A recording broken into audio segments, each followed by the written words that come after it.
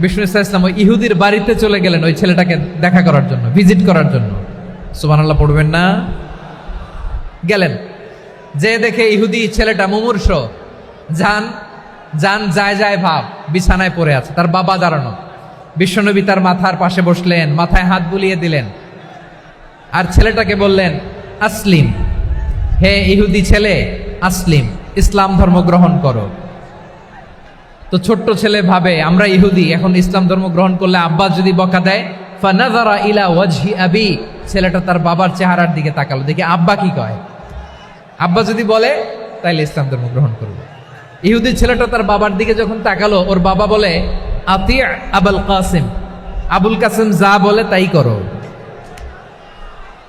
আবুল কাসিম হচ্ছে বিষ্ণু ইসলামের একটা কুনিয়াত, উপনাম। আমার রাসূলের বড় ছেলের নাম ছিল কাসেম। যেমন দেখবেন আমাদের এলাকায় কারো ছেলের বড় ছেলের নাম যদি হয় আব্দুল্লাহ, এরা আব্দুল্লাহর বাপ বলে ডাকে। কারো বড় মেয়ের নাম যদি হয় ফাতেমা, এরা কি ডাকে? ফাতেমার বাপ বলে না? তো বিষ্ণু ইসলামের বড় ছেলের নাম ছিল কাসেম। ইহুদি বাবা বলল আতি আবুল কাসেম, আবুল কাসেম যা বলে তাই শোনো, মানে মোহাম্মদ যা বলে তাই শোনো। এই কথা শুনে ছেলে সাহস পাইছে, ছেলে আবার পড়তে আরম্ভ করলো আশহাদু আল্লাহ ইলাহা ইল্লাল্লাহ ওয়া আশহাদু আন্না মুহাম্মাদার রাসূলুল্লাহ, পড়েন আল্লাহু আকবার। বিশ্বনবীর আহ্বান শুনে ওই আহ্বানে সাড়া দিয়ে ইহুদি ছেলে শাহাদা পড়ে মুসলমান হয়ে গেল। তার হৃদয়টারে ঈমানের নূর দিয়ে আলোকিত করে দিল কে? প্রিয় ভাইরা, এবার রাসূল সাল্লাল্লাহু আলাইহি ওয়াসাল্লাম বের হয়ে আসলেন ঘর থেকে, আর বললেন আলহামদুলিল্লাহিল্লাযী আনকাযাহু মিনান নার, প্রশংসা সে আল্লাহর যে আল্লাহ জাহান্নামে চলে যাচ্ছিল প্রায় এমন একটা লোককে মুহূর্তের মধ্যে কালেমায়ে শাহাদাতের বদৌলতে জান্নাতি বানায় দিলেন। আওয়াজ করে পড়েন সুবহানাল্লাহ। এই হাদিস থেকে আমরা কি শিখলাম? What is the moral of the story? এক নম্বর স্টোরি হলো, প্রতিবেশী ইহুদি হোক হিন্দু হোক, যাবেন, সুসম্পর্ক রাখবেন, উপহার দিবেন, বিপদে পাশে দাঁড়াবেন, তাইলেই তো আপনাদের প্রতি, মুসলমানদের প্রতি তারা আকৃষ্ট হবে, ঠিক কিনা বলেন? আপনি যদি হিন্দুদের সাথে বৌদ্ধদের সাথে নাই মিশেন, নাস্তিকের কাছে নাই যান, তো ইসলামের সৌন্দর্যটা ওরা বুঝবে কেমনে? আমার অনেক হিন্দু পরিচিত ভাই আছে, ওরা আমাদের ইফতারির প্রোগ্রামে এসে একসাথে ইফতারি করে। অনেক মদখোর আমার সাথে বসে একসাথে ডিনার করে, হাফ প্যান্ট পরা, গলায় স্বর্ণের চেইন, হাতে স্বর্ণের ব্রেসলেট, আইসা আমার সাথে ডিনার করছে, আছে এরকম। গাঁজাখোর, আমি বলি আসো, welcome welcome to my dinner, আসো বসো। বসলেই তো আমি ওর ডিএনএ, চিন্তার ডিএনএ চেঞ্জ করে দেওয়ার সুযোগ পাবো, চিল্লায় বলো ঠিক কি না? আসতে হবে আমার কাছে। Our door is open, the door of Islam is open 24/7। সব সময় আমাদের ইসলামের দরজা আমার অমুসলিম ভাইদের জন্য খোলা আছে না নাই? এই হাদিস থেকে দুইটা শিক্ষা। এক নম্বর শিক্ষা, প্রতিবেশী মুসলিম হোক অমুসলিম হোক, যান, অসুস্থ হইলে একটু আপেল নিয়ে যান, আঙ্গুর নিয়ে যান, কমলা নিয়ে যান, তাদের সাথে ভালো আচরণ করেন। ইসলামের বিউটি দেখে, সৌন্দর্য দেখে অবাক হবে, নসিব ভালো হলে কোনোদিন কালিমা পড়ে মুসলমান হয়ে যাবে, ঠিক কিনা বলেন? তাহলে অমুসলিমের সাথে ভালো সম্পর্ক। বিশ্বনবী ইহুদির বাড়িতে গেলেন, ইহুদির বাড়ি, আর আমার মুসলমান ভাই আমার কাফের বলে, এরকম আছে না নাই? মুসলিম মুসলিমরা দেখতে পারে না, সহ্য করতে পারে। বিশ্বনবী সাল্লাল্লাহু আলাইহি ওয়াসাল্লাম ইহুদির বাড়িতে গেলেন, এটা একটা শিক্ষা। আরেকটা শিক্ষা হলো, ভাইরা ধাক্কা মারে এসে সামনে এসে কি লাভ? প্রোগ্রাম তো শেষ হচ্ছে, এখনই শেষ হচ্ছে। তো এই যে আমাদের বকশি ভাই ওয়াদা নিল, হাত তোলালো, মিম বলে এত কথা বললো, তো আমি জেলায় জেলায় যেয়ে খালি হাত নাড়াই তোমাদের জন্য নাকি? হ্যাঁ, হাত নাড়াই শুধু। এই ধাক্কাইতে ধাক্কাইতে এদিকে এসে হাত নাড়াইতেছে, হয়েছে তো, দেখলাম তো, ঠিক আছে, মাশাআল্লাহ, অনেক সুশৃঙ্খল, অন্যান্য যে কোনো জেলার চেয়ে অনেক সুশৃঙ্খল। আমার দিকে তাকাও, আমার দিকে তাকাও, ঠিক আছে। এই যে দাঁড়িয়ে আছে, একটা ছেলে নড়ে না, দেখছেন? মাশাআল্লাহ মাশাআল্লাহ মাশাআল্লাহ। হ্যাঁ, এইভাবেই। আর কয়েকটা মজাদার কথা আছে, শোনো। এই হাদিস থেকে আমাদের শিক্ষা হলো, আমার প্রতিবেশী যেই ধর্মের হোক আমি সম্পর্ক রাখবো। অসুস্থ হলে যাব, কি বলেন ভাইরা? যাবেন না? যাবেন না আপনারা? আচ্ছা, 2 নম্বর শিক্ষা হলো, বিষ্ণু ইসলামের খাদেম ছিল ইহুদি, এতদিন খেদমত করলো, একদিনও বিশ্বনবী ওরা কালিমার দাওয়াত দেয় নাই। কারণ কি? বিশ্বনবী একটা ভালো সময়ের অপেক্ষা করতেছিলেন, প্রপার টাইমিং। দাঈর কাজ হচ্ছে দাঈ ইলাল্লাহ, সে হচ্ছে সুযোগ সন্ধানী। দায়ী সুযোগ খোঁজে, কখন দাওয়া দিলে ব্যাটে বলে হবে, ঝোপ বোঝে কোপ মারে, ঠিক কিনা বলেন? বিষ্ণু ইসলাম ভালো সময়ের অপেক্ষা করতেছিলেন, দেখি ভালো সময় আসুক আসুক আসুক আসুক। আস্তে আস্তে এমন সময় আসছে, ছেলে এবার মুমূর্ষ। অসুস্থ ব্যক্তির হৃদয় অত্যন্ত নরম থাকে।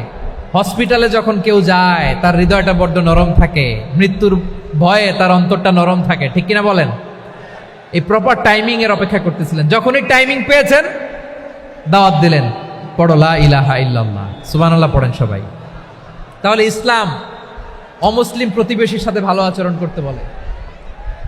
ইসলাম অমুসলিম মাতা পিতার সাথেও ভালো আচরণ করতে বলে। মাতা পিতা যদি অমুসলিম হয় তারা ফেলে দিতে পারবেন? পারবেন? পারবেন?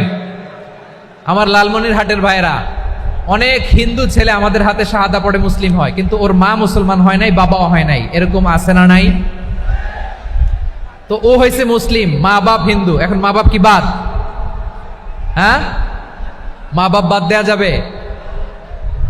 যেই মা আপনারে 9 মাস 8 মাস পেটে ধারণ করলো, আপনার মায়ের নার ছেঁড়া ধন, আপনি ওই মারে বাদ দিতে পারবেন? যে মায়ের বুকের তাজা দুধ খেয়ে আপনি আজকে বাড়ন্ত তাজা তরতাজা, ওই মারে বাদ দেয়া যাবে? মায়ের এক ধারে দুধের দাম, কাটিয়া গায়ের চাম, পাপুষ বানাইলে ঋণের শোধ হবে না, এমন দরদি ভাবে কেউ হবে না আমার মাহা গো। মায়ের এক ধারে দুধের দাম, কাটিয়া গায়ের চাম, পাপুষ বানাইলে ঋণের শোধ হবে না, এমন দরদি ভাবে কেউ হবে না আমার মাহা গো, ঠিক কিনা? মাকে তো বাদ দেয়া যায় না। وَقَضَى رَبُّكَ أَلَّا تَعْبُدُوا إِلَّا إِيَّاهُ وَبِالْوَالِدَيْنِ إِحْسَانًا। আল্লাহ বলে অবধারিত দুইটা ভার্ডিক্ট তোমাদের জন্য, এক আল্লাহর ইবাদত করবা আর মা বাবার প্রতি ইহসান করবা। আদেশটা কার? মা বাবার প্রতি ইহসান করতে হবে। আমার মা হিন্দু হোক ভালো আচরণ করতে হবে, বৌদ্ধ হোক ভালো আচরণ করতে হবে। আমার যে সমস্ত হিন্দু ভাইয়েরা মুসলিম হয়েছ, তোমাদের মা বাবা এখনো মুসলমান হয় নাই, তাদের সাথে ভালো আচরণ করতে হবে। আপনাদের খেদমত নিজে করতে হবে অথবা খেদমতের ব্যবস্থা করাই দিতে হবে। মান্থলি যে খরচ লাগে এটা দিতে হবে। আরে তুমি এখন মুসলিম, তোমার মা বাবা হিন্দু, এখনই তো সুযোগ ইসলামের সৌন্দর্য দেখানো। এখন মা বাবা যদি দেখে আরে এটা হিন্দু থাকতে তো বদমাইশ ছিল, বেয়াদব ছিল, কি এমন ধর্ম সে গ্রহণ করলো যেটা গ্রহণের সাথে সাথে সে পাল্টে গেল?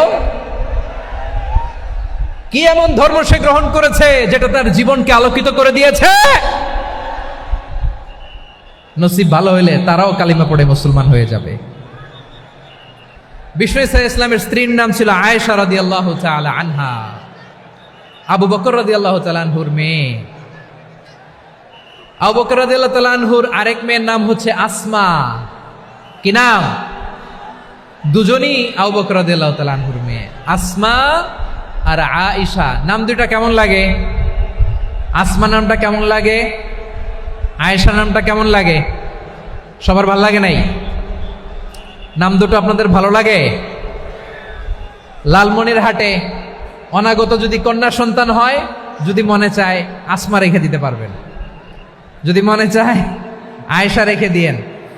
দেশে বিদেশে এয়ারপোর্টে রাস্তাঘাটে শুধু বলে হুজুর একটা নাম দেন, আমার ছেলের একটা নাম দেন, মেয়ের একটা নাম দেন। তো আমার মনে আছে যশোরের 8 দিনের মাহফিলে আমি একটা দুইটা নাম দিয়েছিলাম।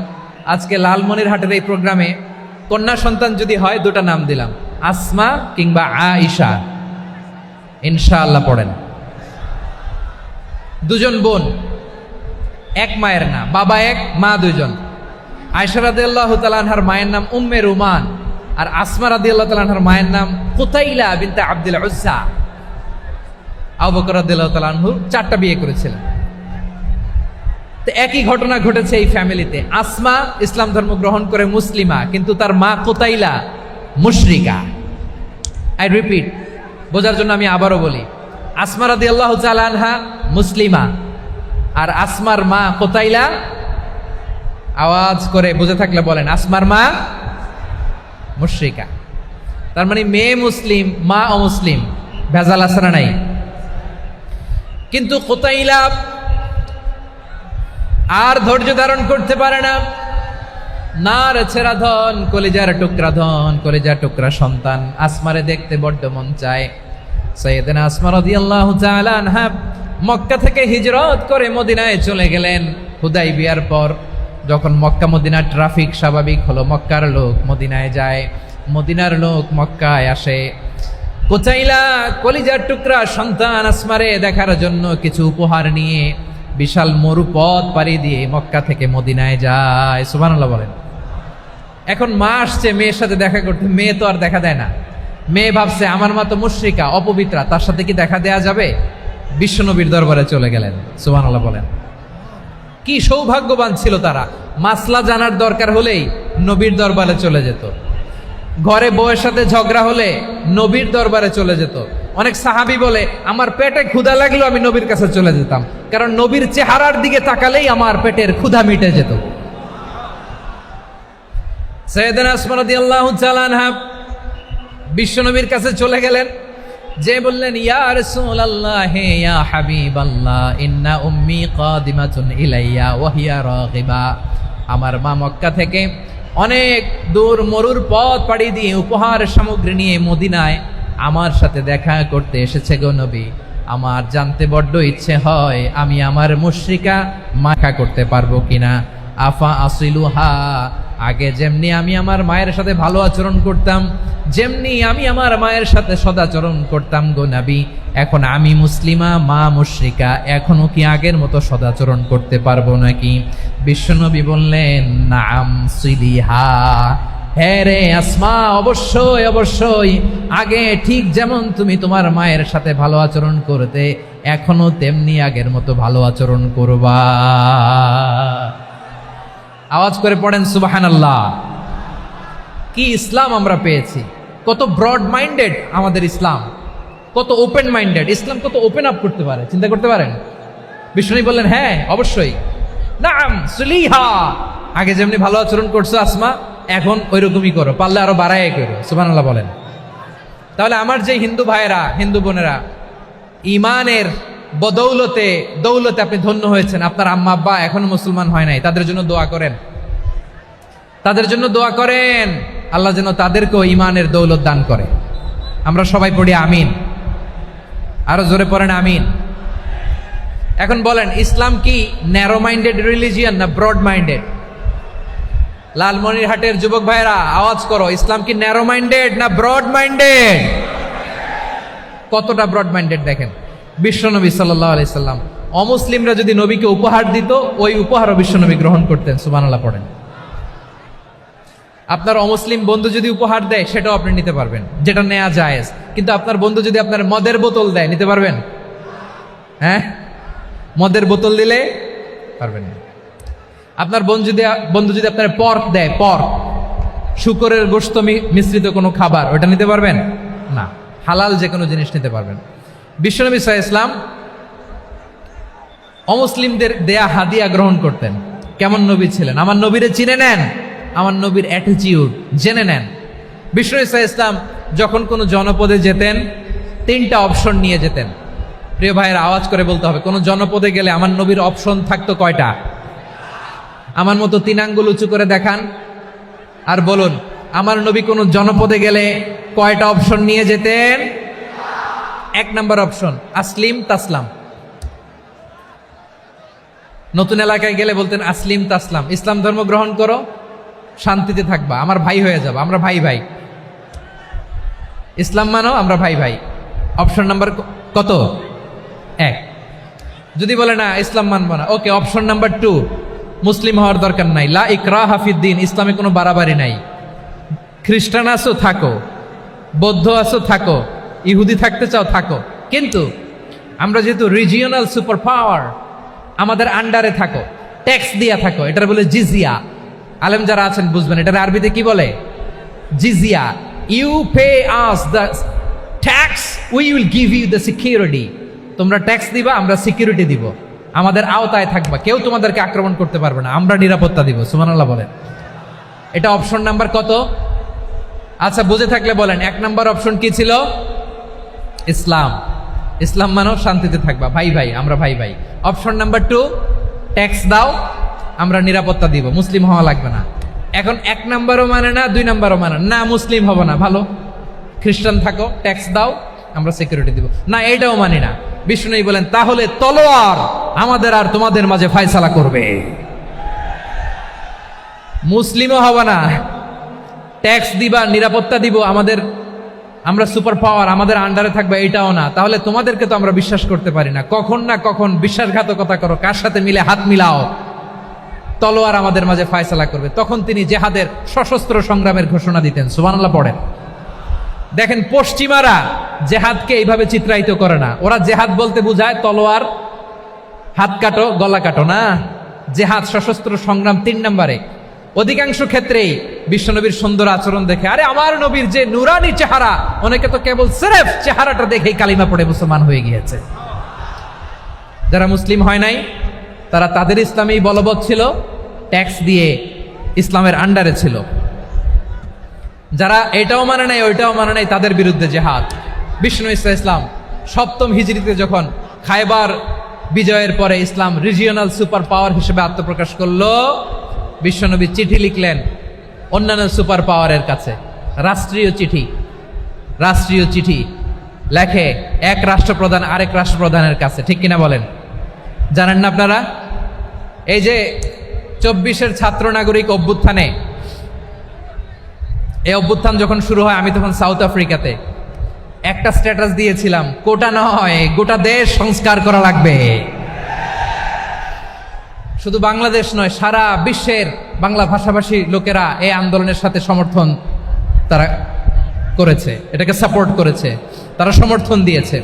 আমাদের ইউনাইটেড আরব আমিরাতের বাংলাদেশি ভাইয়েরা, তারা সেখানে রাস্তায় নেমে এসেছিল, জানেন? ওইখানে ডেমনস্ট্রেশন করা যায় না, সেখানকার সরকার তাদেরকে যাবজ্জীবন দিয়েছিল। তখন আমাদের এই যে প্রধান উপদেষ্টা ডক্টর মোহাম্মদ ইউনূস সরাসরি G2G বলে, এটারে G2G, government to government, G2G, উনি চিঠি লিখলেন যে তাদেরকে, ইউর হাইনেস, হে সম্মানিত আমির, আপনি আমার এই চিঠির কারণে আমার সম্মানে এই 53 জন বাংলাদেশিকে মাফ করে দেন। এই চিঠির বদৌলতে বেকসুর খালাস পেয়ে গিয়েছিল আমাদের ভাইরা। জানেন না এই ঘটনা আপনারা? তাহলে গভর্নমেন্ট টু গভর্নমেন্ট চিঠি দেওয়া হয়। 7ম হিজরিতে বিষ্ণু ইসলাম সব সুপার পাওয়ারের কাছে চিঠি দিলেন, রোমান সম্রাটের কাছে, পারস্য অধিপতির কাছে, মিশরের অধিপতির কাছে, সবার কাছে চিঠি লিখলেন।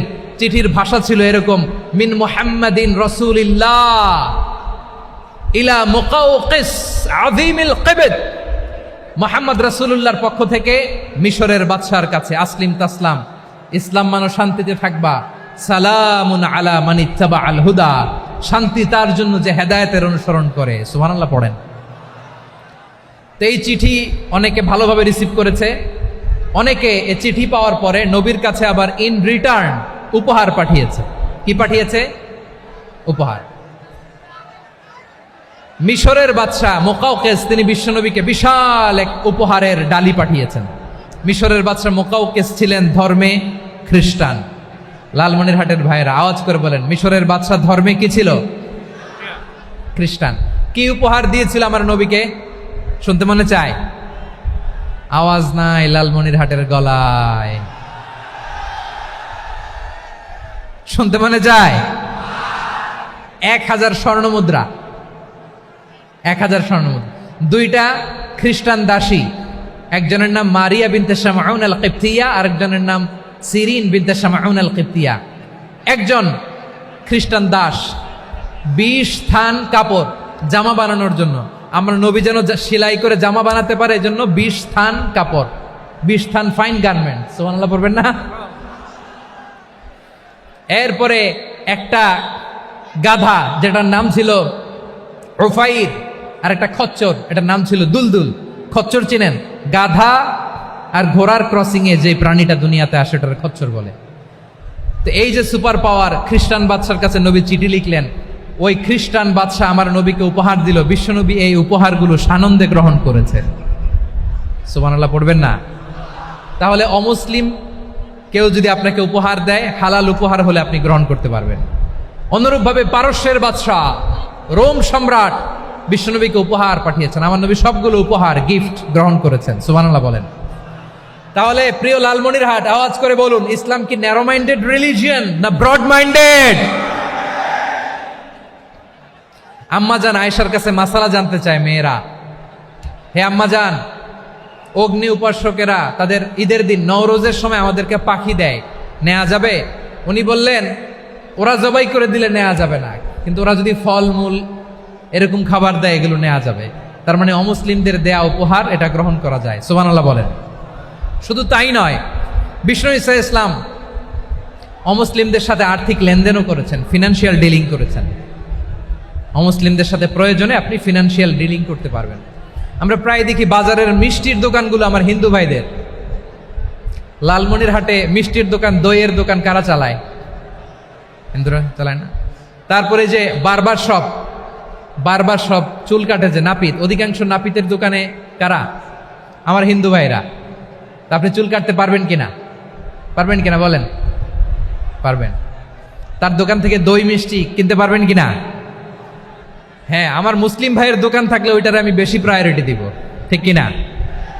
কিন্তু যদি তাদের সার্ভিস নিতে চান, প্রোডাক্ট নিতে চান, পারবেন। তার দলিল সহিহ বুখারী, আম্মা জান আয়েশা রাদিয়াল্লাহু তাআলা আনহা বলেন, ইশতারা রাসূলুল্লাহ সাল্লাল্লাহু আলাইহি ওয়াসাল্লাম মিন ইয়াহুদিয়িন তুআমান ওয়া রাহানাহু দিরআহু মিন হাদিদ। রাসূল সাল্লাল্লাহু আলাইহি ওয়াসাল্লাম এক ইহুদির কাছ থেকে, কার কাছ থেকে? সবাই বলে নাই কার কাছ থেকে? আমার নবী, পেয়ারা নবী এক ইহুদির কাছ থেকে জব কিনেছিল, জব, বার্লি, যেটা দিয়ে রুটি বানায়। ওই জবের দাম দেওয়ার টাকা পয়সা নবীর কাছে ছিল না, ফলে নবী ওনার একটা পোশাককে মর্গেজ রেখেছিলেন, মর্গেজ, বন্ধক, যে এখন এটার দাম দিতে পারবো না, কয়েক কেজি বার্লি নিয়ে যাই আর বন্ধক হিসেবে আমার জামাটা রেখে গেলাম, যেই দিন দাম দিব ওই দিন জামাটা ছুটায় নিয়ে যাব। সুবহানাল্লাহ পড়বেন না? বাকিতে নিছিলেন, বাকিতে। দিরআহু মিন হাদিদ, লোহার তৈরি বর্ম, মানে যুদ্ধের পোশাক, লোহা দিয়ে বানানো। বিশ্বনবী বললেন, কয়েক কেজি জব দাও, টাকাটা পরে দিব, এখন টাকা নাই, বন্ধক হিসেবে, মর্গেজ হিসেবে আমার জামা রেখে গেলাম, যখন টাকা দিব জামা ছুটায় নিব। আওয়াজ করে বলতে হবে সুবহানাল্লাহ। এ থেকে বোঝা গেল অমুসলিমদের সাথে ফিনান্সিয়াল ডিলিং করা যায়, অর্থনৈতিক লেনদেন করা যায়, কেনাবেচা করা যায়, প্রোডাক্ট কেনা যায়। এমনকি আমাদের মসজিদে নববীতে বারান্দায় আপনারা একটা অটোমেটিক ফ্লাইং আমব্রেলা দেখছেন? সূর্য যখন বাড়ে মসজিদে নববীর বারান্দায়, ইয়ার্ডের মধ্যে অটোমেটিক্যালি কিছু আমব্রেলা আছে, সাঁ করে খুলে যায়, আর সূর্যের তাপ লাগে না। আবার সন্ধ্যাবেলায় এই আমব্রেলাগুলো ওরা ক্লোজ করে ফেলে, দেখেন নাই না? দেখছেন? এই মসজিদে নববীকে সর্বোচ্চ উন্নত মানের কনস্ট্রাকশন ইনফ্রাস্ট্রাকচারে ডেভেলপ করার জন্য কর্তৃপক্ষ কিছু অমুসলিম ইঞ্জিনিয়ারের, ডিজাইনারের সহায়তা নিয়েছিল। সুবহানাল্লাহ বলেন। কোন দলিলের ভিত্তিতে? এই দলিলের ভিত্তিতে যে বিষ্ণু ঈসা ইসলাম অমুসলিমদের সাথেও লেনদেন করেছেন। আওয়াজ করে বলতে হবে আল্লাহু আকবার। শুধু তাই নয়, ইন কেস অফ ইমার্জেন্সি, প্রয়োজনে ইসলামের খাতিরে, ইসলামকে সামনের দিকে এগিয়ে নিয়ে যাওয়ার জন্য অমুসলিমদের সাপোর্ট নেওয়া জায়েজ আছে। সুবহানাল্লাহ বলেন। অমুসলিমদের সাপোর্ট নেয়া, তাদের থেকে অর্থ নেয়া, পলিটিক্যাল সাপোর্ট, পলিটিক্যাল অ্যাসাইলাম নেওয়া জায়েজ আছে। আমাদের অনেক বিশ্ববরেণ্য দায়ীরা আমেরিকায় অস্থায়ীভাবে অ্যাসাইলাম নিয়ে থাকে, নিজের দেশে গেলে ফাঁসিতে ঝুলাই দিবে। যুগ যুগ ধরে দায়ীদের উপরে এরকম অত্যাচার আর নির্যাতন আছে না নাই? মিশরের অনেক দায়ীরা পাশ্চাত্যে যেয়ে থাকে, এই যে তারা পলিটিক্যাল অ্যাসাইলাম নিয়ে থাকে, রাজনৈতিক আশ্রয়, এটা জায়েজ আছে না? এটা যে জায়েজ আছে তার প্রমাণ স্বয়ং বিশ্বনবী সাল্লাল্লাহু আলাইহি ওয়াসাল্লাম পলিটিক্যাল সাপোর্ট নিয়েছিলেন অমুসলিমদের কাছ থেকে। সুবহানাল্লাহ বলেন। খুব মজাদার একটা ঘটনা শুনবেন, আপনাদের আগ্রহ দেখে তো মনে হয় না শোনার ইচ্ছা আছে। আছে আছে, গলায় জোর আছে। লিল্লাহি তাকবীর, লিল্লাহি তাকবীর, নারে তাকবীর। মাশাআল্লাহ।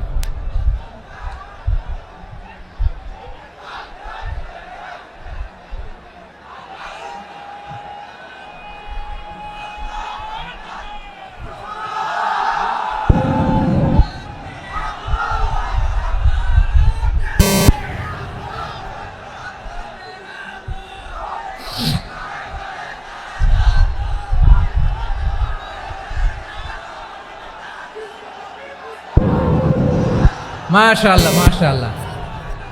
থামুন থামুন আমার ভাইরা, বিশ্বনবীর বয়স তখন প্রায় 51 বছর। কত বছর? বিশ্বনবীর সবচেয়ে কাছের মানুষ খাদিজা রাদিয়াল্লাহু তাআলা আনহা ইন্তেকাল করেছেন। বিশ্বনবী বড্ড কষ্ট পেলেন, হৃদয়টা ভেঙে খান খান। যিনি ঘরের ভেতরে বিশ্বনবীকে সান্ত্বনা দিতেন, ভালোবাসা দিতেন, বাইরে গেলে কুরাইশরা বকাঝকা করে, অত্যাচার করে, কিন্তু আম্মাজান খাদিজা রাদিয়াল্লাহু তাআলা আনহা ঘরটারে এমন শান্তির নীড় বানায় রেখেছেন, এই ঘরের ভিতরে ঢুকলে বিশ্বনবীর কলিজাটা ঠান্ডা হয়ে যেত। এজন্য রব্বুল আলামিন বলেন, খাদিজা, ও আমার বান্দি খাদিজা, জান্নাতে এমন স্পেশাল একটা ঘর আমি তোমার জন্য রেডি করে রেখেছি। ওই ঘরের মধ্যে কোনো আওয়াজ নাই, ওই ঘরের মধ্যে কোনো নয়েজ নাই, ওই ঘরে কোনো বিশৃঙ্খলা নাই। কারণ মক্কার জমিনে আমার নবী কুরাইশদের বিশৃঙ্খলা, নয়েজ আর ঝামেলাগুলোকে উপেক্ষা করে যখন তোমার ঘরের ভিতরে ঢুকতো, ঘরটারে তুমি শান্তির নীড়, ঠান্ডা, নীরব, নিস্তব্ধ, নিঝুম আর শান্তির নীড় বানিয়ে রেখেছ। এজন্য জান্নাতে স্পেশাল একটা শান্তির নীড় আমি তোমারে উপহার দেব। ওই প্রিয়তমা স্ত্রী খাদিজা ইন্তেকাল করলেন, বিশ্বনবীর হৃদয় ভেঙে খান খান। আবার ওনার চাচা আবু তালেব ইন্তেকাল করলেন, যিনি পলিটিক্যাল শেল্টার দিতেন নবীকে। কে দিতেন? আবু তালেবের ভয়ে, বিশ্বনবীর এই চাচার ভয়ে কোনো মুশরিক নবীর গায়ে হাত দেওয়ার সাহস পায় নাই। এখন স্ত্রীও নাই, চাচাও নাই, নবীকে আশ্রয় দেওয়ার কেউ নাই, নবীর চারদিকে অন্ধকার। নবী এখন কই যাবেন? আমার পেয়ারা নবী নতুন স্টেশন খুঁজতেছেন, নতুন দাওয়াতি প্ল্যাটফর্ম খুঁজতেছেন। তিনি যায়েদ বিন হারেসা রাদিয়াল্লাহু তাআলা আনহুকে নিয়ে মক্কার পাশের একটা নেইবরিং সিটি তায়েফে চলে গেলেন। কোথায় চলে গেলেন? লালমনিরহাটের ভাইয়ের আওয়াজ করে বলেন, কোথায় গেলেন? তায়েফে চলে গেলেন দিনের দাওয়াত দেওয়ার জন্য। কি দেওয়ার জন্য? নাকি জমি কিনতে গেছিলেন? জমি কিনতে, দুনিয়ার যশ খ্যাতির জন্য, নিজের কোনো লাভের জন্য? তায়েফবাসীদেরকে জাহান্নামের আগুন থেকে বাঁচানোর জন্য। আওয়াজ করে বলতে হবে, ঠিক কিনা? বিশ্বনবী বিশাল মরুপথ, পাহাড়ি পথ পাড়ি দিয়ে তায়েফের মরুজমিনে গেলেন কোরআনের দাওয়াত নিয়ে, ইমানের দাওয়াত নিয়ে। কিন্তু তায়েফের লোকেরা বিশ্বনবীর দাওয়াতকে শুধু প্রত্যাখ্যান করেই থামে নাই, তারা বিশ্বনবীর সাথে অত্যন্ত খারাপ আচরণ করেছে।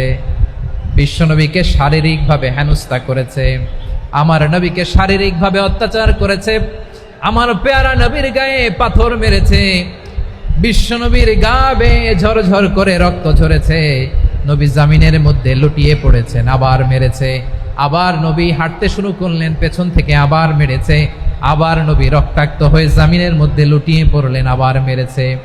বিশ্বনবীর মতো এত সুশ্রী মানব, বিশ্বনবীর মতো এত শুভ্র মানব, বিশ্বনবীর মতো এমন চমৎকার দেহাবয়ব দিয়ে রব্বুল আলামিন কাউকে বানান নাই। এরকম চমৎকার মানুষটাকে তারা তায়েফের ওই জমিনে রক্তাক্ত করেছে। বিশ্বনবী দুনিয়ার কোনো স্বার্থের জন্য সেখানে যান নাই, নিজের কোনো লাভের জন্য, প্রাপ্তির জন্য যান নাই, তায়েফবাসীদের জাহান্নামের আগুন থেকে বাঁচাতে গিয়েছেন। ঠিক কিনা বলেন? খেয়ে না খেয়ে দিন প্রচারের কাজে নিজেকে দিয়েছ বিলিয়ে, তায়েফের কাফিরেরা চিনল না সে আলো, দুষ্ট ছেলেদের পিছু দিল লেলিয়ে, পাথরের আঘাতে ক্ষত বিক্ষত হয়ে সারা শরীর থেকে রক্ত ঝরে। হে রাসূল তোমাকে ভুলি আমি কেমন করে, হে রাসূল তোমাকে ভুলি আমি কেমন করে। পারেন না আপনারা? ধরুন আমার সাথে, হাজার ব্যথা বেদনার পরে ফিরে আসনি তুমি আপন ঘরে, দিনের আলো তুমি ছড়িয়ে দিতে চলে গেলে মদিনায় মক্কা ছেড়ে। হে রাসূল তোমাকে ভুলি আমি কেমন করে, হে রাসূল তোমাকে ভুলি আমি কেমন করে। ঠিক কিনা বলেন? প্রিয় ভাইরা, তায়েফের ছেলেরা নবীকে রক্তাক্ত করলো। আমার নবী কই যাবে? কই যাবে? মক্কায় জায়গা নাই, তায়েফে জায়গা নাই। তায়েফ থেকে ভারাক্রান্ত মন নিয়ে আমার নবী মক্কায় ফিরে আসলেন। বিশ্ব নবী মক্কায় ঢুকতে পারেন না। মক্কার মরুভূমির দিকে তাকিয়ে, উপত্যকার দিকে তাকিয়ে বিশ্বনবী ধা ধা করে কাঁদেন, ঝরঝর করে। নবীর চেহারা মোবারক থেকে চোখের পানিগুলো বেয়ে বেয়ে পড়ে। আমার জন্মস্থান, আমার শৈশব, কৈশোর, যৌবন কেটেছে এই মক্কায়। আমার এলাকায় আমি ঢুকতে পারি না। বিশ্বনবী মক্কার অনতি দূরে দাঁড়িয়ে জায়েদকে পাঠালেন, জায়েদ যাও দেখো কেউ আমাকে সাপোর্ট করার মতো আছে কিনা, যাও অমুকের কাছে যাও। জায়েদ গেলেন, তারাও প্রত্যাখ্যান করে ফিরিয়ে দেয়। বিশ্বনবী বললেন যাও অমুক লোকের কাছে যাও, তিনিও প্রত্যাখ্যান করে ফিরিয়ে দিলেন। কেউ বিশ্বনবীকে আশ্রয় দিতে রাজি হয় না। নিজ জন্মভূমিতে বিতাড়িত বিশ্বনবী, সর্বশেষ বিশ্বনবী বললেন যাও মুতঈম ইবনে আদির ঘরে যাও। মুতঈম ইবনে আদি মুশরিক, তার কাছে যাও। গেলেন, মুতঈম ইবনে আদি রাজি হয়ে গেল। সুবহানাল্লাহ বলেন। দেখেন, অনেক বিপদের সময়ও আমি নিজে সাক্ষী, সামাজিকভাবে রাজনৈতিকভাবে কত ঝঞ্ঝা, কত ষড়যন্ত্র, কত কনস্পাইরেসি পাড়ি দিয়ে আমাদেরকে সামনে এগিয়ে যেতে হয়। এই শত্রুদের ভেতরেও একজনকে দাঁড় করিয়ে দেয় যে আল্লাহর কোরআনের জন্য রেডি হয়ে যায়। পড়েন সুবহানাল্লাহ। মুতঈম ইবনে আদি, আল্লাহ তার মনকে নরম করে দিলেন। মুতঈম বলে, মুহাম্মদ আমি তোমাকে আশ্রয় দিব। তার দুই ছেলেকে পাঠালেন, যাও খোলা তলোয়ার নিয়ে, স্কট দিয়ে, গার্ড অফ অনার দিয়ে মোহাম্মদকে মক্কায় ঢুকাও, আর বলো আমি আমান দেব। আমান কি দিব? আমান মানে সিকিউরিটি, নিরাপত্তা। সিকিউরিটি ছাড়া, আমান দেওয়া ছাড়া কেউ থাকতে পারতো না মক্কায়। দুই ছেলে বিষ্ণু ইসা ইসলামকে নিয়ে আসলো। নবী কাবার চারদিকে তাওয়াফ করলেন, নামাজ পড়লেন। আবু জাহেল, উতবা, শাইবা, ওয়ালিদ ইবনে মুগীরা সবাই দেখে, কেউ কিছু করতে পারে না। কারণ মুতঈম ইবনে আদি ঘোষণা দিয়েছেন, আমি মুহাম্মদকে আমান দিয়েছি, মুহাম্মদের গায়ে যেন কেউ স্পর্শ না করে। আওয়াজ করে পড়েন সুবহানাল্লাহ। নবীর এই বিপদকালে মুহূর্তে মুতঈমের হৃদয়টারে নরম করে দিল কে? আচ্ছা, লালমনিরহাটের ভাইরা বলেন, এই মুতঈম কি মুসলিম ছিল না মুশরিক? সবাই বলতে হবে মুসলিম না মুশরিক? তাহলে মুশরিকের কাছ থেকে নবী পলিটিক্যাল অ্যাসাইলাম, আধুনিক রাষ্ট্রবিজ্ঞানের ভাষায় পলিটিক্যাল অ্যাসাইলাম, যেটাকে বলে রাজনৈতিক আশ্রয়, উনার আমান বা নিরাপত্তার এই ঘোষণায় তিনি মক্কায় ঢুকলেন। যতদিন নিরাপত্তা ছিল ছিলেন। মুতঈম যখন মারা গেল, বিষ্ণু ইসলাম হিজরত করে মদিনায় চলে গেলেন। সুবহানাল্লাহ। কিন্তু মুতঈম যে বিশ্বনবীর উপকার করছে এটা বিশ্বনবী ভুলে নাই। আমাদের অনেকে আছে উপকার করার পরে আর খেয়াল থাকে না, খাওয়ার পরে গলা দিয়ে নামলে আর খেয়াল থাকে না। এরকম আছে না নাই? আমার নবী ভুলে নাই। বদরের প্রান্তরে 70 জন কাফেরকে যখন বন্দি করে বিশ্বনবীর সামনে হাঁটু গেড়ে দাঁড় করানো হলো, বসানো হলো, 70 জন কাফের। কয়জন? বিশ্বনবী তাদের দিকে তাকিয়ে বললেন, সহিহ বুখারীর বর্ণনা, লাউ কানাল মুতঈম ইবনে আদি হাইয়ান সুম্মা কাল্লামানি হাউলাঈ নাতনা লা তারাকতুহুম লাহু। বদরের প্রান্তরে 70 জন বন্দী কাফিরের দিকে তাকিয়ে আমার নবী বললেন, আজকে মুতঈম ইবনে আদি যদি বেঁচে থাকতো আর তোমাদের 70 জনের ব্যাপারে যদি মুতঈম এক বাক্যে একটা সুপারিশ করত, তার সম্মানে আজকে তোদের সবাইকে আমি মাফ করে দিতাম। সুবহানাল্লাহ নাই? ওই যে চিল্লাচিল্লি যে কথা বোঝে নাই, কোন জিনিস মিস করছে ওরা নিজেরাও বোঝে নাই। বিশ্বনবী মুতঈমের এই সাহায্যের কথা বলে নাই। 70 জন মুশরিক হাঁটু গেড়ে বসা, নবী চাইলে এখনই এক্সিকিউশন অর্ডার দিতে পারে। তিনি বললেন, আজকে যদি মুতঈম বেঁচে থাকতো আর মুতঈম যদি তোদের জন্য সুপারিশ করতো, এই আবর্জনাগুলোর ব্যাপারে সুপারিশ করতো, আমি মুহূর্তেই তোদেরকে এমনি মাফ করে দিতাম। এবার বলেন, ইসলাম কি ন্যারো মাইন্ডেড না ব্রড মাইন্ডেড? শুধু তাই নয়, যাকে যে সম্মান দেয়ার আমার নবী দিতেন, হোক আস্তিক হোক নাস্তিক, হোক মুসলিম হোক অমুসলিম। বিষ্ণু ইসলাম যখন রোমান সম্রাটের কাছে চিঠি লিখেছেন, আমার প্রিয় লালমনিরহাটের ভাইরা, অল্প কয়েক মিনিট কয়েকটা জরুরি কথা বলবো। এদিকে তাকান, এদিকে তাকান। রোমান সম্রাটের কাছে বিশ্বনবী যখন চিঠি লিখলেন মিন মুহাম্মদ রাসূলিল্লাহ ইলা হিরাকলা আযীমির রোম। মুহাম্মদের পক্ষ থেকে হিরাক্লিয়াসের কাছে, যিনি হচ্ছেন আযীমির রোম। এটা নবী নিজ থেকে বানায় লিখছেন, অতিরিক্ত সম্মান দিয়ে। কোন রাষ্ট্রপ্রধান যখন আসে তাদেরকে আমরা কি বলি জানেন? তার নামের শেষে HE এটা লিখতে হয়, H.E. মানে হিজ এক্সেলেন্সি। কি লেখে? হিজ এক্সেলেন্টি, অথবা ইউর হাইনেস, ইউর ম্যাজেস্টি। দেখেন, বিশ্বনবী সাল্লাল্লাহু আলাইহি ওয়াসাল্লাম সব নবীদেরও নবী।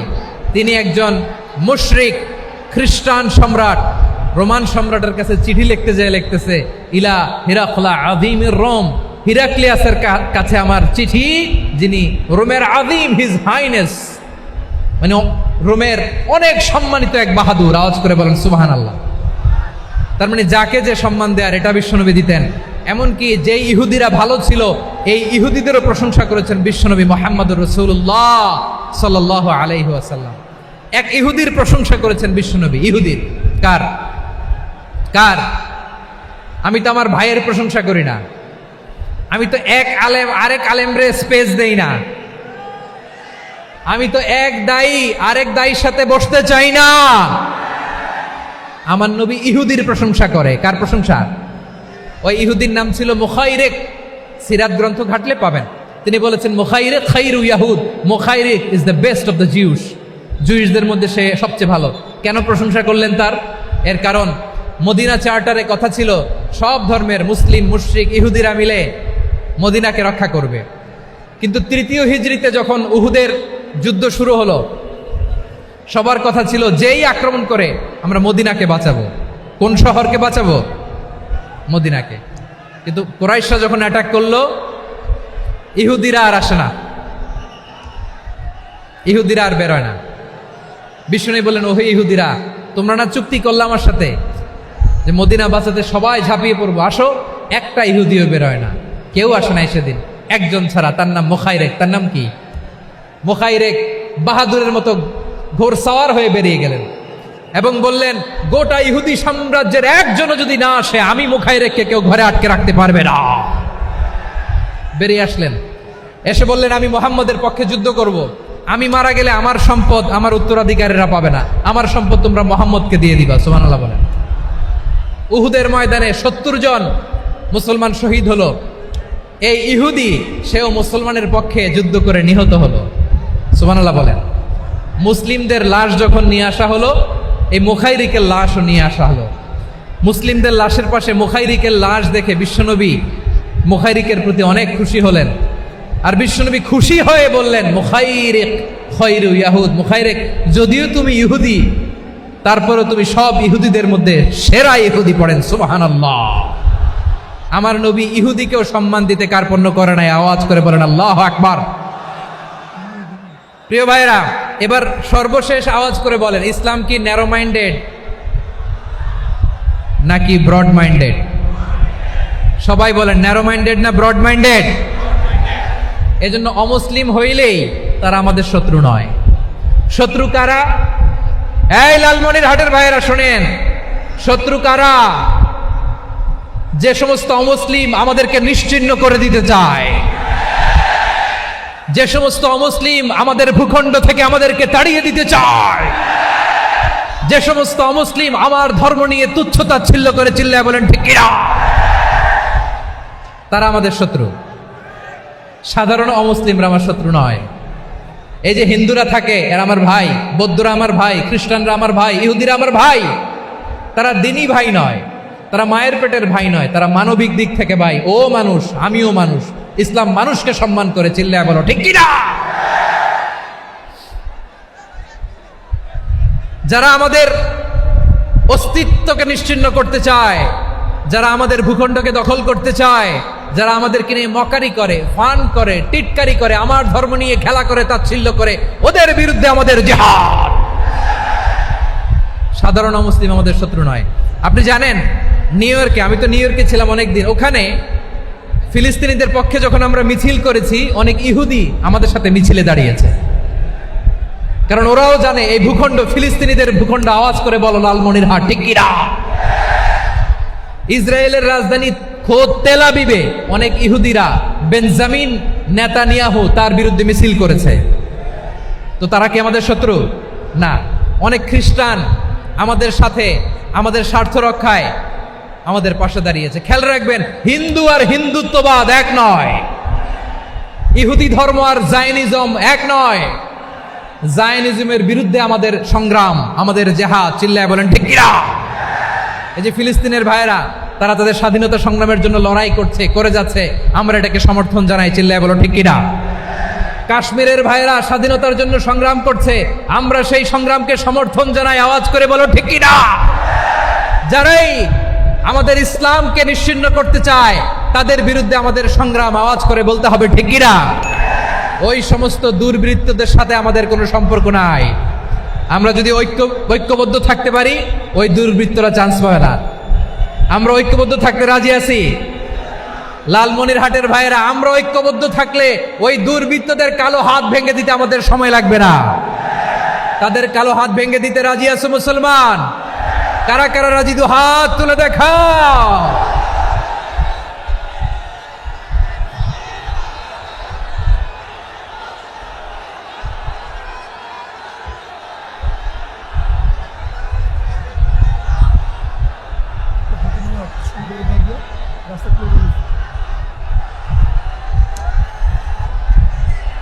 আমার প্রাণ প্রিয় লালমনিরহাটের ভাইয়েরা, শত্রু কাফের আর অশত্রু কাফেরের মধ্যে পার্থক্য আছে না নাই? আবু তালেবও মুশরিক, আবু জাহেলও মুশরিক, কিন্তু দুই মুশরিকে পার্থক্য আছে না নাই?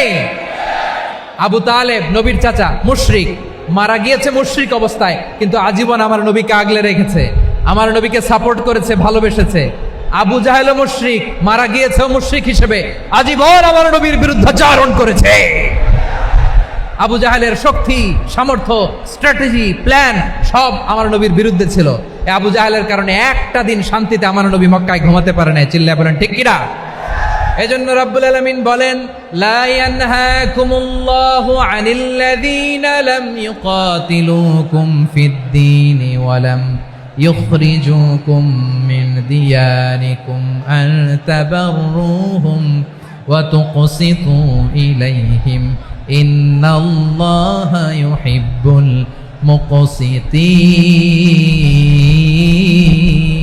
মুকসিতিন। আল্লাহ বলে, গোলামেরা শোনো শোনো, যে সমস্ত অমুসলিম তোমাদের সাথে ধর্মযুদ্ধে লিপ্ত হয় না, তোমাদের বিরুদ্ধে যে সমস্ত অমুসলিম অস্ত্র ধরে না, যে সমস্ত অমুসলিম তোমাদেরকে তোমাদের জন্মস্থান থেকে, ভূখণ্ড থেকে তাড়িয়ে দেয় না, তাদের সাথে ভালো আচরণ করতে আমি আল্লাহ নিষেধ করি নাই। তাদের সাথে সদাচরণে কোনো নিষেধাজ্ঞা নাই, বরং তাদের সাথে সদাচরণ করো, এটাই আমি আল্লাহ চাই। তাহলে আমার যে অমুসলিমরা আমাদের সাথে শত্রুতা করে না, তুচ্ছতাচ্ছিল্য করে না, আমাদের ভূমি থেকে আমাদেরকে উচ্ছেদ করতে চায় না, আমাদের বিরুদ্ধে অস্ত্র ধরে না, ওই অমুসলিম ভাইদের সাথে আমাদের কোনো দ্বন্দ্ব আছে? কোনো বিরোধ আছে? বরং আছে ভালোবাসা। বরং আছে কি? এই ভালোবাসা দিয়েই আমরা বিশ্ব জয় করব। রাজি আছে মুসলমান? আমাদের পুঁজি ভালোবাসা। আমাদের পুঁজি কি? এবার আওয়াজ করে বলেন, আমার এই পুরো আলোচনা থেকে the religious coexistence, peaceful coexistence, শান্তিপূর্ণ সহাবস্থান, কমিউনাল হারমোনি, এই সাম্প্রদায়িক সম্প্রীতি, এই আলোচনা থেকে কি বুঝলেন? ইসলাম কি ন্যারো মাইন্ডেড না ব্রড মাইন্ডেড? এই ব্রড মাইন্ডেড হৃদয় নিয়ে, ভালোবাসা দিয়ে আমরা বিশ্ব জয় করতে চাই। রাজি আছেন? আল্লাহ কবুল করুক, আমরা সবাই পড়ি আমিন।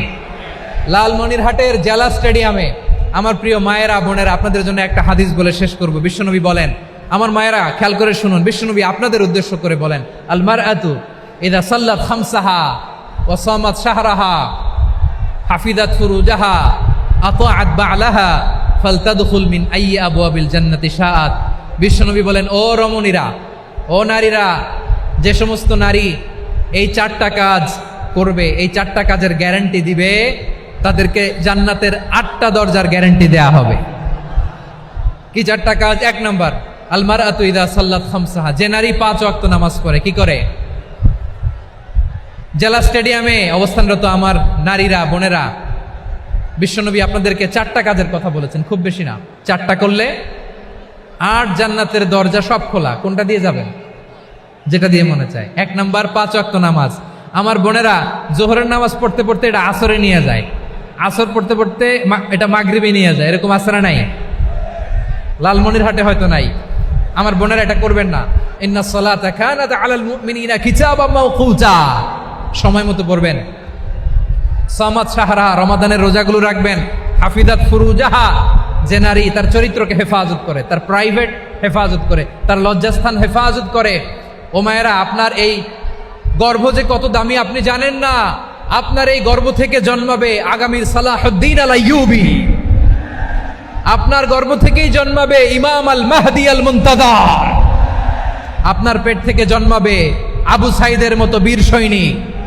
আপনার পেট থেকে জন্মাবে মুগ্ধের মতো বীর মুজাহিদ। আপনি জানেন না কে আসবে আপনার পেট থেকে। সময়টাকে কাজে লাগান, ইসলামকে বুঝেন, মানেন, আমাদের ইসলামিক লেকচারগুলো শোনেন। আমরা যে বার্তাগুলো, ইনস্ট্রাকশনগুলো, দিক নির্দেশনাগুলো আপনাদের খেদমতে রাখি, এগুলো মেনে চলুন। আপনিই পারেন আপনার ঘরটাকে জান্নাতের টুকরা বানাতে। একটা family, it's a very big institution and you are the MD, the managing director of this institution. চিল্লায় বলেন ঠিক কিনা? চাইলেই পারেন ঘরটারে জান্নাতের টুকরা বানাতে। 5 ওয়াক্ত সালাত, রমাদানের রোজা, নিজের চরিত্রের হেফাজত, ও আতাআত বালাহা, স্বামীর আনুগত্য। এটাতে অনেকে ভুল করে থাকে। হায় রে আমার বোনেরা, স্বামীর আনুগত্যকে এটা নিজের অপমান মনে করবেন না। আপনার স্বামী আপনার সবচেয়ে বড় গার্ডিয়ান, তিনি আপনার সবচেয়ে ভালো চায়। নারী কখনো গার্ডিয়ানশিপের বাইরে থাকতে পারে না। হয় আপনি বাবার গার্ডিয়ানশিপের ভেতরে, বাপ না থাকলে ভাই আপনার গার্ডিয়ান, ভাই না থাকলে চাচা গার্ডিয়ান, বিয়ের পরে আপনার স্বামী আপনার গার্ডিয়ান। শরিয়া সম্মত স্বামীর আদেশগুলো আপনি মেনে চলবেন, কিন্তু শরিয়া বিরুদ্ধ কোনো আদেশ মানতে আপনি বাধ্য নয়। আওয়াজ করে বলুন সবাই ঠিক কিনা? এই 4টা কাজ যদি কোনো নারী করে, বিষ্ণুই বলেন জান্নাতের 8টা দরজা খোলা, তোমার যেটা দিয়ে মনে চায় সেটা দিয়ে জান্নাতে তুমি এন্ট্রি নিতে পারবা। আমরা এখানে লালমনিরহাটের সোহরাওয়ার্দী ময়দানে আজকে যেমন একত্রিত হতে পারলাম, আল্লাহর জান্নাতেও যেন একত্রিত হতে পারে। আল্লাহ তুমি তৌফিক দান করো। আল্লাহ আমার এই কলিজার টুকরা যুবক ভাইদেরকে তুমি ওমরে ফারুকের মতো কবুল করো। জেলা স্টেডিয়ামে অবস্থানরত আমার মা বোনদেরকে তুমি ফাতেমার মতো, খাদিজার মতো কবুল করো। আমাদের কলিজার টুকরা সন্তানদেরকে তুমি সালাউদ্দিন আল আইয়ুবীর মতো কবুল করো। এই যে ইসলামিক সোসাইটি লালমনিরহাটকে আল্লাহ তুমি কবুল করো। Like, share and subscribe.